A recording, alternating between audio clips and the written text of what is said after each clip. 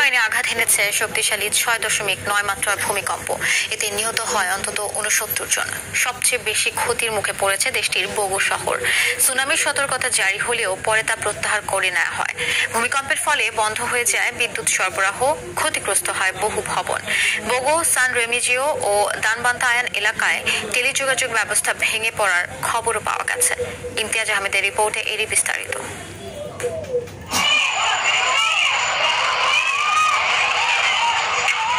স্থানীয় সময় মঙ্গলবার রাত 10টার কিছু আগের মুহূর্ত এটি। এভাবেই কেঁপে ওঠে ফিলিপাইনের মধ্যাঞ্চল। প্রায় 34 লাখ মানুষ বসবাস করা সেবু দ্বীপে আঘাত হানা ভূমিকম্পটির মাত্রা ছিল 6.9। ভূমিকম্পে সবচেয়ে ক্ষতিগ্রস্ত সেবু দ্বীপের উত্তর প্রান্তে অবস্থিত বোগো শহর। ভূমিকম্পের পর সেখানে তৈরি হয় তীব্র খাদ্য ও পানি সংকট। সিভিল ডিফেন্স বিভাগ জানায়, আহতদের উপচে পড়া ভিড়ে হিমশিম খাচ্ছে সেখানকার হাসপাতালগুলো। আহত হয়ে অনেক রোগী আসছে, ইতোমধ্যেই আমরা তাদের সামলাতে হিমশিম খাচ্ছি। নিহতের পরিবারের প্রতি শোক জানিয়ে দ্রুত সহায়তার আশ্বাস দিয়েছেন দেশের প্রেসিডেন্ট ফার্দিনান্দ মার্কোস জুনিয়র।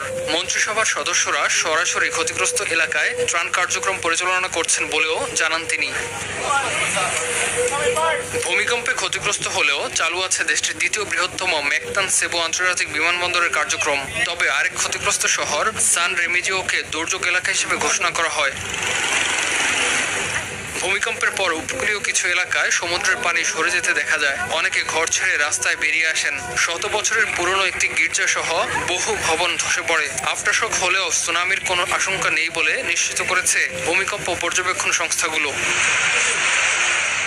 প্রশান্ত মহাসাগরীয় রিং অফ ফায়ার বা অগ্নিবলয়ে অবস্থিত ফিলিপাইনে প্রায়ই ভূমিকম্প আঘাত হানে। 2022 সালের জুলাই মাসে দেশটিতে আঘাত হানে 7 মাত্রার ভূমিকম্প।